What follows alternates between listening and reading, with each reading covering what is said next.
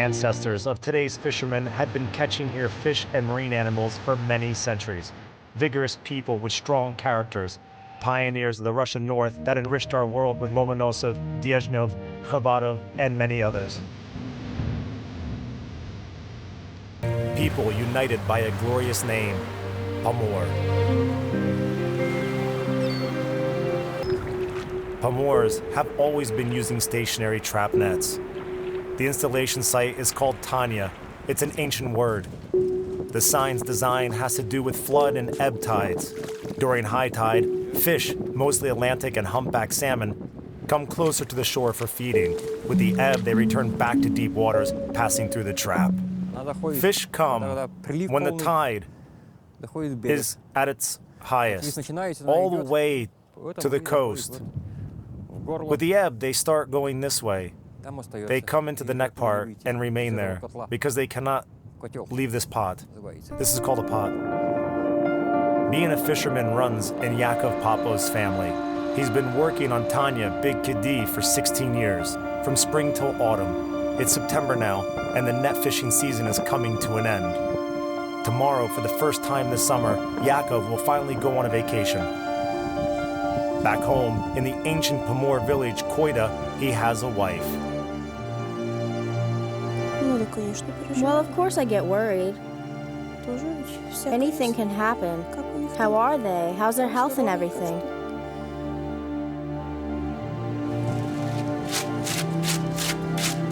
Just a bit left. We need to catch a bit more, as long as the weather is good and there's access.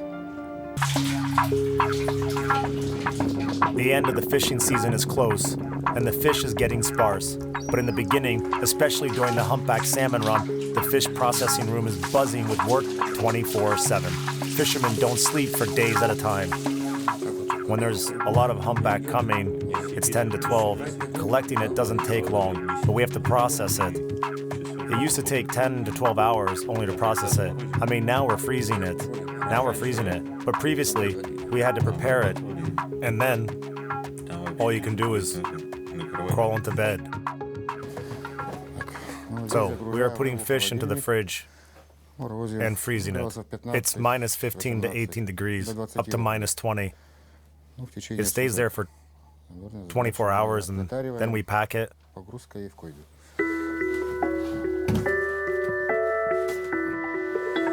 Today, only 2 small fishermen teams are left on the winter coast. That's how Pomors have been calling this area since ancient times. But there used to be 22 of them. In the 1950s, the farm even owned its own icebreakers, let alone other transport and equipment. Little needs to be said about fishing targets. Today, both quotas and profits of local fishermen are minimal.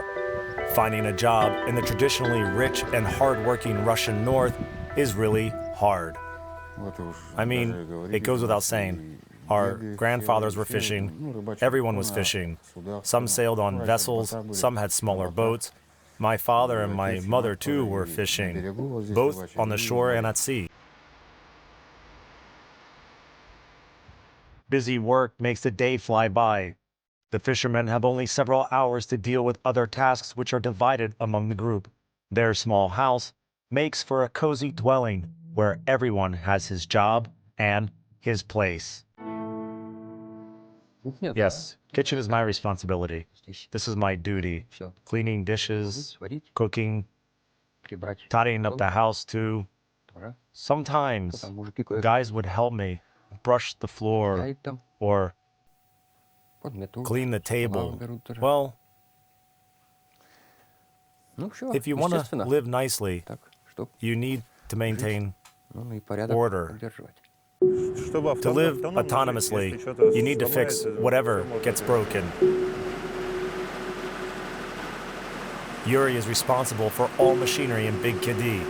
He's already used his 3-day vacation, and now he'll go back to his native Koida only at the end of the fishing season in several weeks.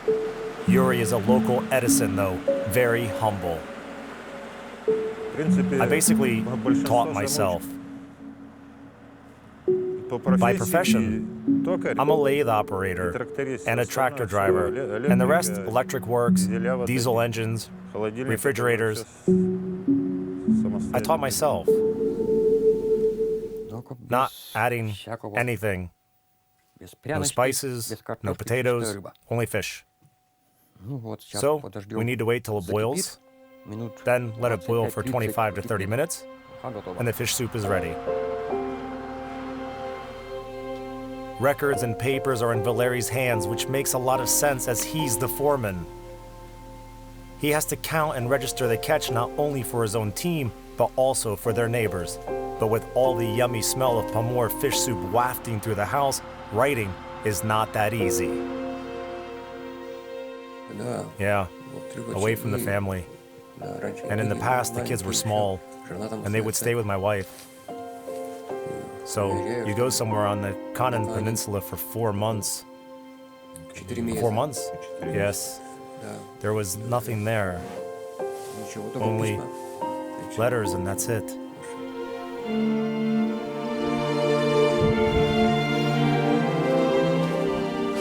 Lonely? Of course it gets lonely. I have to do everything myself. Like digging up potatoes. And there's lots of things to do around the house, too. Carrying water, I have to do it all by myself.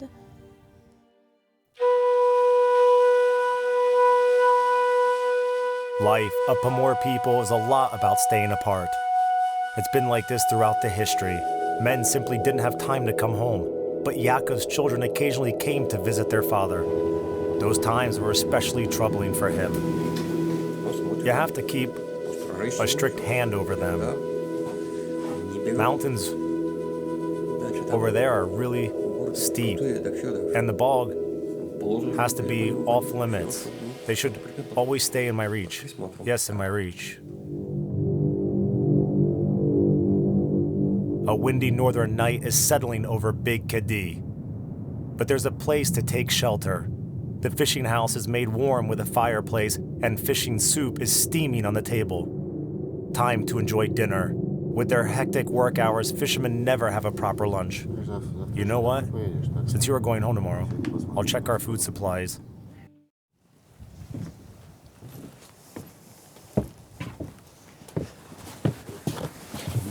Well, it's time, guys. All packed? Have a good rest. Catch a lot of fish.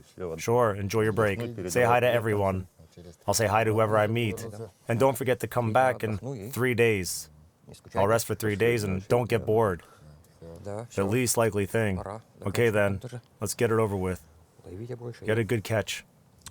Bye, guys. Yeah, no need for a long farewell. It won't be long. Everything will be fine. Cheers. Bye.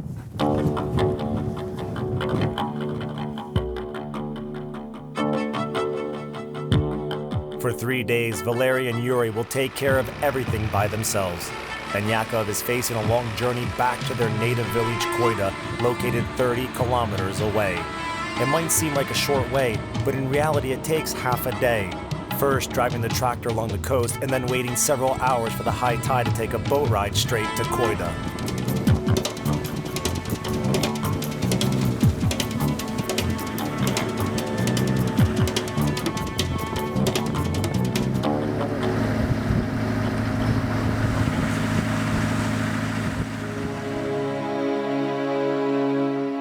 The first people to settle in the ancient village of Koida, located at the place where an eponymous river flows into the White Sea, were refugees from the Pomor villages.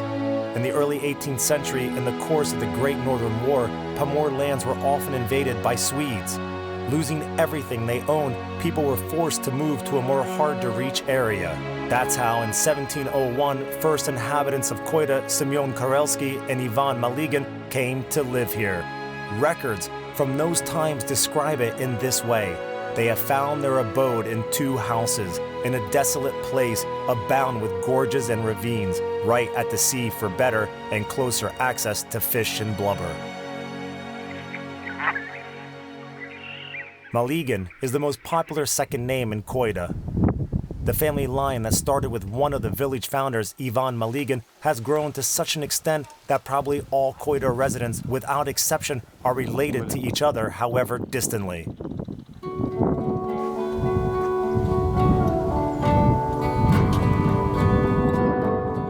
Fellow villagers know Nikolai Maligan as Jack of all trades. People like him are hard to find nowadays.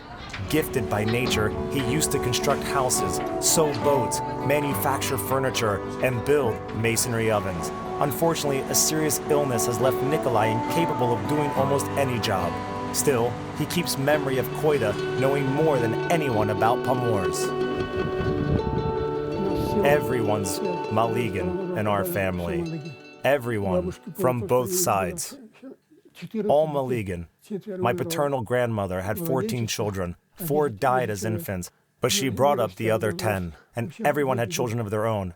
Koida was one of the main centers for old ritualists, separated from the rest of the world with impassable wetlands. Old believers felt safe here. Now, only oath crosses remind of those days. People used to put them up. During fishing season, there's a risk of getting caught in a storm, a so-called fetch.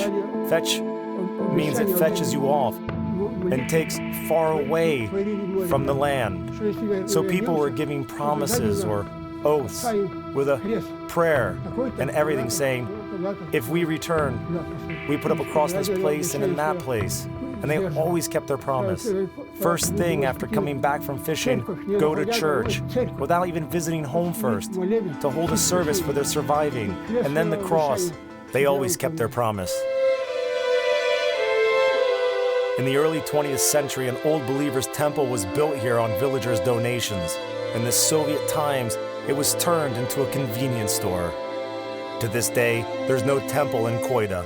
The beautiful wooden church, the construction of which was financed in the middle of the 19th century by merchant Ivan Maligan, became a storage facility. Today, only names of Koida inhabitants serve as a reminder of Old Believers. In my family too, brother Lazar, sister Anfisa, Lyova, and so on. Grandma was called Domna, Grandpa Lukic, great-grandpa Luka. It's like that. Women of Pomorsky area are a good match to their men, sharing with them all the difficulties of life in the north. When men go to sea, they take care of the entire household, both housekeeping and childcare. Life was harsh. Yes, they took care of the entire household. Work, household, children, feeding, dressing. Everything was on their shoulders. The people here are nice. Kind, but tough. That's the only way. The only way to survive here in the north. They would never leave someone in trouble. They help whenever they can. Because we all have to stick together. Otherwise, you'll die alone here.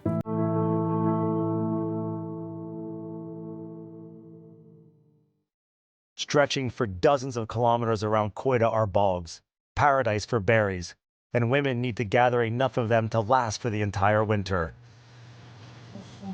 I prefer gathering cranberries rather than cowberries or blueberries. It's easier to pick? Yes? Yes, it goes faster. Right, and did you pick cloudberries? And cloudberries. We've gathered around 20 liters, I guess. And we also sent some to Sergei and Serbinsk. Everything for the sun? Of course, for the sun. Berries, by the way, are more than just a treat. Every year, businessmen from Arkhangelsk come here to buy cloudberries growing on local wetlands. And they give a fair price. Gathering these berries throughout summer can bring good money. I don't like baking pies with blackberries. Why? I don't know, I'm not good at it. You mean pies or something like open pastries? Like buns, yes. Okay, why? I don't know, really. They bleed? Yeah, they kind of lose their shape. At the turn of the 18th century, the Russian fleet had started its history here at the White Sea. Unrivaled masters of naval engineering created many traditional Pomor ships such as Koch, Ranshina, Shnyaka, and Karbas. But everything starts on a smaller scale with building a first boat. This is exactly what occupies the mind of Ivan Burkov when he's examining a handmade boat of his neighbor and mentor, Uncle Sasha. Finally, the time has come for Ivan too to build his first ever boat.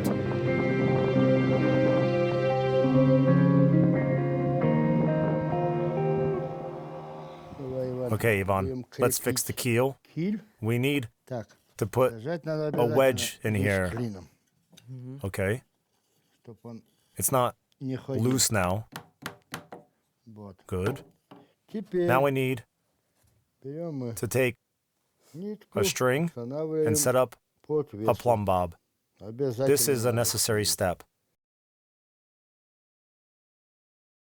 Here it is. We need to mark it straight away like this. Now to the bow. Here, we'll put a special reinforced frame. Zakoryonek. Bow. Bow. I'm measuring it roughly. The exact point will be decided later. Okay, 60 centimeters.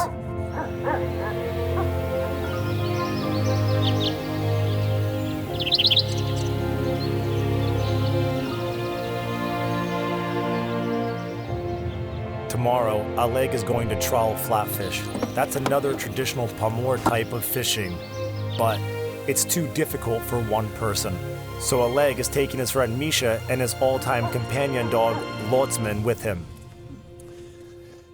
Hi there, fisherman. Hello. Watch out. Everything ready? Yes, let's prepare it. Let me. Sea is not to be treated lightly. Sailing out to open waters, you need to have a trusted partner who knows his way around tackle, has experience at sea, and won't drop the ball when it matters. Did you sleep well? Fine. Good. Yesterday I came home late. Sure. The weather seems nice today. Yeah, no wind. The wind went down. Yesterday it was a storm. Yes, it's quieter now. Let's put it on the clearing. It's flat. Here. Yes, okay then. Let's take out the boards. Okay, grab that one. And I'll take this one. Here we go. Spread it. Take the foot rope and the headline. Okay, boat's on top. Let's unwrap it. You didn't sort it yesterday, did you? No, we went out last time, and it was such a storm. It's down now. It'll be better. Dragged up some rubbish, too. You know how it is on the bottom. All sorts of things. Yes, even rocks get caught. This tackle is meant to be open from the boat. Wooden wings unfold underwater, and the net moves along the bottom, taking up everything in its way, which doesn't always mean fish. These boards help it to move in the water. There's a weight underneath, so instead of staying like this, it goes like this along the bottom, dragging. It's like a ballast here. For extra weight, a boot. Yes. There are two ropes. One is tied to the headline, the other to the foot rope. They open it up. This is the mouth. It's also called turuji. At the bottom, it has a weight, a chain attached to it to make it scrap the bottom so that no flatfish can escape. Underwater, at a speed, the net will open like a huge purse. But the moment the boat stops, the purse closes and fish ends up trapped inside. If the choice of place and time is good, flatfish doesn't stand a chance. The key is not to forget tying up the cod end, a place where fish are eventually caught. Prior to a fishing, you make sure it's tied up. Sometimes, in a hurry, you forget about it. When the water is pressing, all the haste makes you forget about it, but it doesn't happen often. This time, everything seems to be in order. The net is checked and good to go. The forecast for tomorrow morning looks good. What's left is to load everything in the boat, and tomorrow at dawn, the friends can set sail.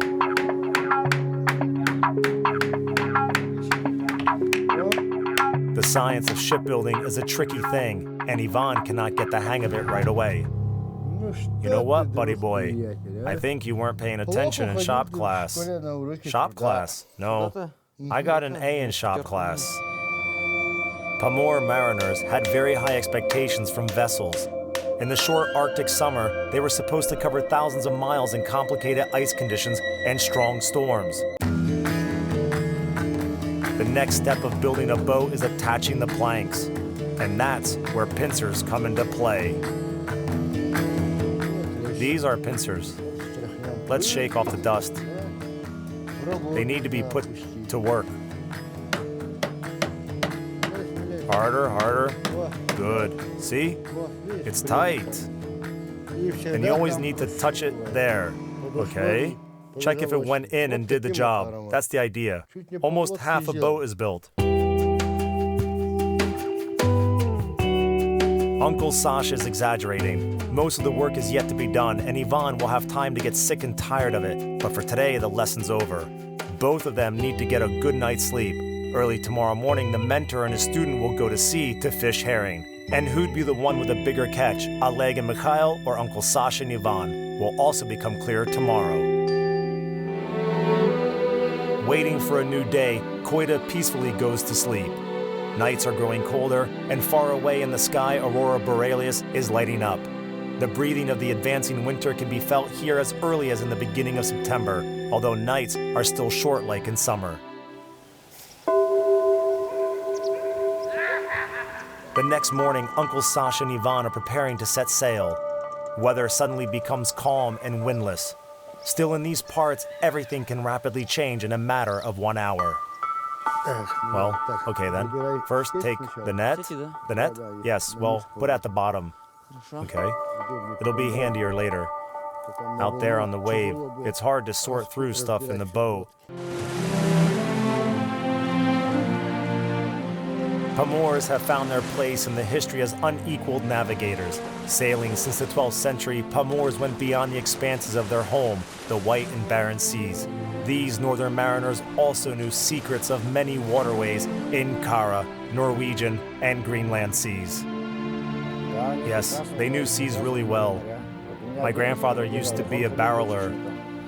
Grandfather Ilya. A barreler is like a sonar. He would sit in a barrel on a mast and yell when he'd spot land. They knew it well. They were like sat-nav today, only they use brains.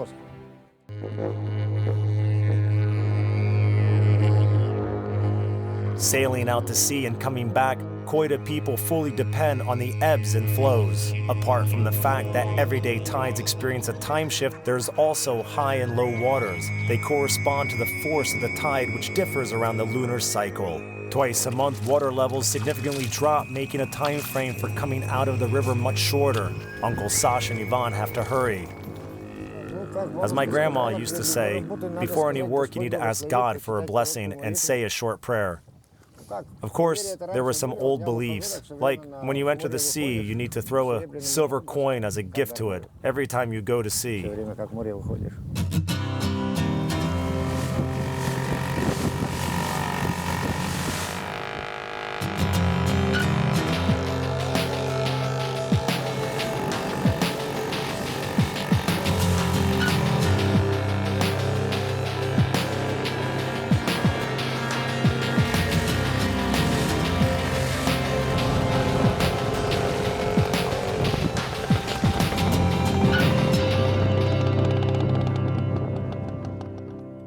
Hi, and where are you headed? Just looking for some herring. So you are teaching younger generation? Yeah, let them learn. Sharing your experience. I mean, seriously, only computers and TV, nothing else. It's time, it's time. We're forgetting our life, our traditional Pomor life. Let them feel the waves. The biggest danger for Pomors are cats. That's what they call underwater shoals. Hitting a shoal is a problem under any circumstances, but especially so when two currents come together at that place. The Pomor going to sea has to know where to expect danger. You need to react quickly. Even at 300 meters, it can be all quiet. But cats have these huge pillars of water. The water is flowing down there. If you end up there, the game is over. Currents coming together. What? Currents coming together. Currents, like a drain. Waves higher than a house. Accidents at sea are not rare. Even knowing every single cat and accounting for weather conditions, it's better not to go to sea alone. It is believed that father of Mikhail Lomonosov died after hitting a cat several kilometers away around Morzhavets Island. And stories like this are countless. One dawn makes the fisherman. Yes, we should move on. No point in whistling in the wind. Well then, we are off. Okay, good luck. Bye. Have a good catch.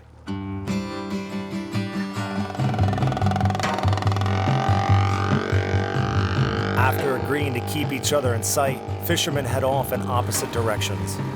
Uncle Sasha and Ivan on a drifter will go to wide waters. Their target is herring, and Oleg with Mikhail and loyal Lotsman will start catching flatfish close to the shore. But first off, the trawl needs to be spread along the coast. For Lotsman, it's a unique opportunity to feel the land under his paws again.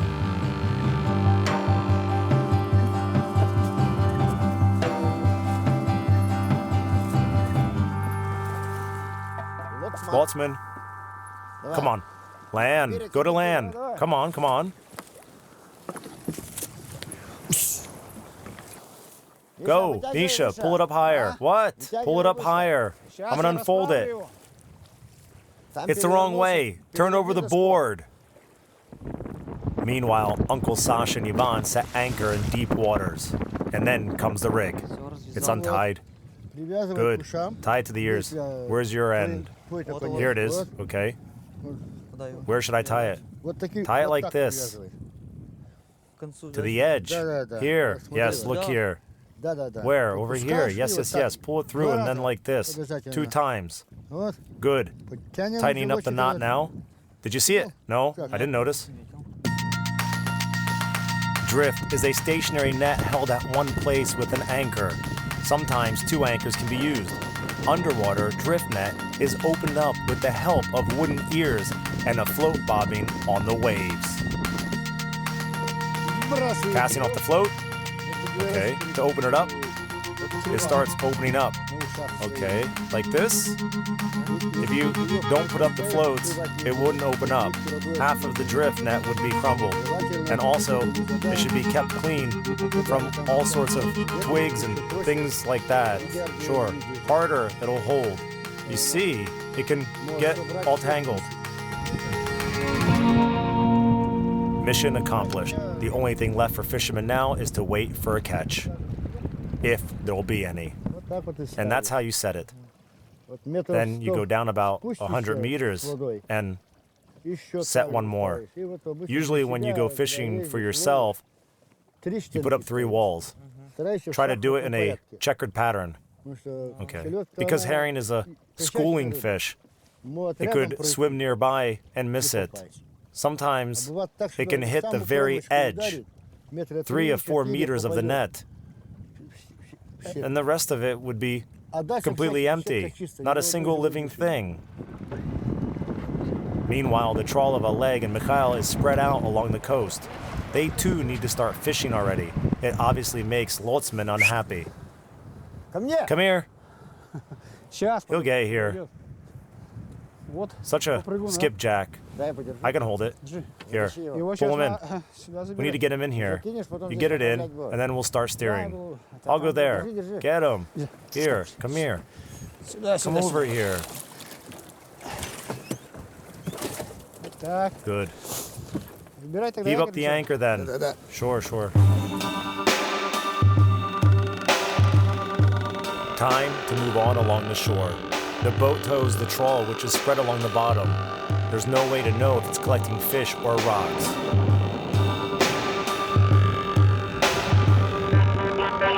Meanwhile, the wind gets stronger and starts blowing seawards. Not the best sign. The wind is wicked. Yeah, true. Fish like downhill winds. And what kind of wind is Galadai? It's a northeaster. Ah, mud. Raised all the mud. Pointless exercise. There could have been so many herrings. But alas, the boisterous wind from the land muddied up the water, and the drifter's crew has been left without a catch. Wind direction can decide a lot. Oleg and Mikhail's chances today are not so good either. The net, carrying either fish or rocks, will resurface any moment. Go on, give me a hand. Not too hard. Slow down a bit. Good. It's going to be in there. Here comes our sweetheart. There's the ear. There's something. Good haul. That's it. The flatfish are so nice and big today, right? Last time there were many small ones.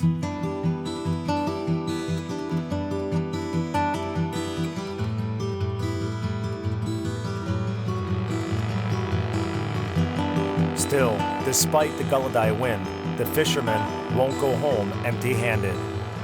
Their friends are already waiting for them on the shore.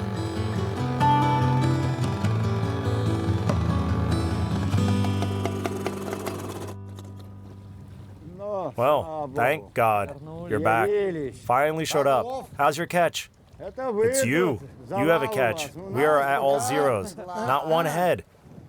And you? Us nothing. Don't lie to me. Hit everything already, didn't you? So it's a fail this time. We'll wait for another one. Seriously, nothing.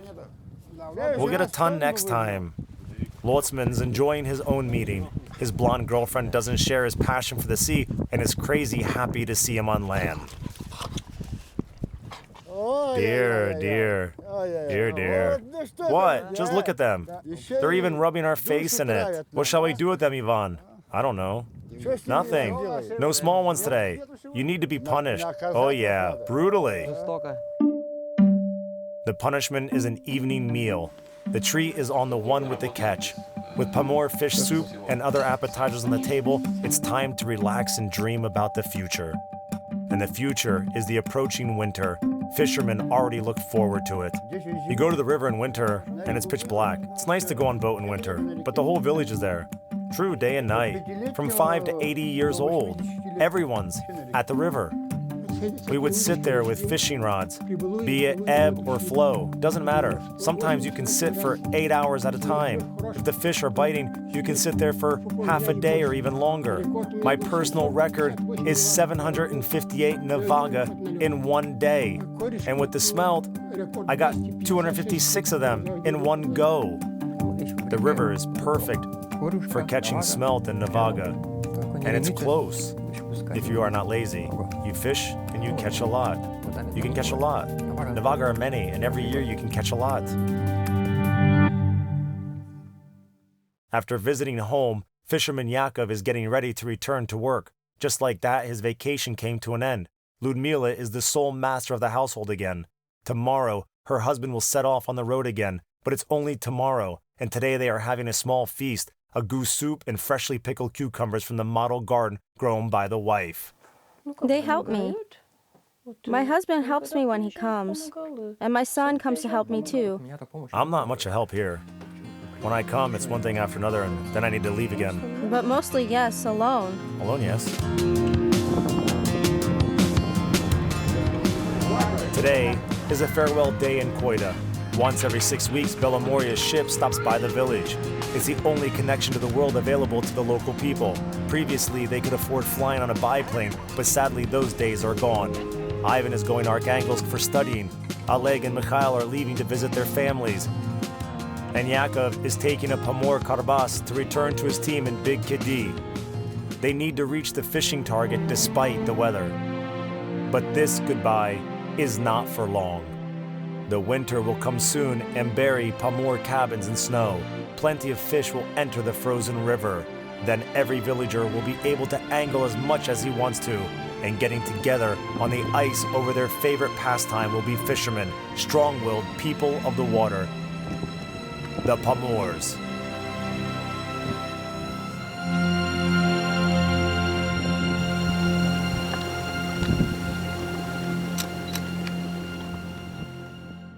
Всем делам моим на суше вы парики, и назло моим заботам на земле.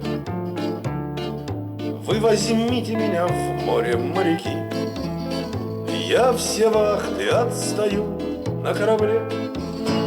Вы за мной пришлите шлюпку, моряки, поднесите рюмку водки на весле.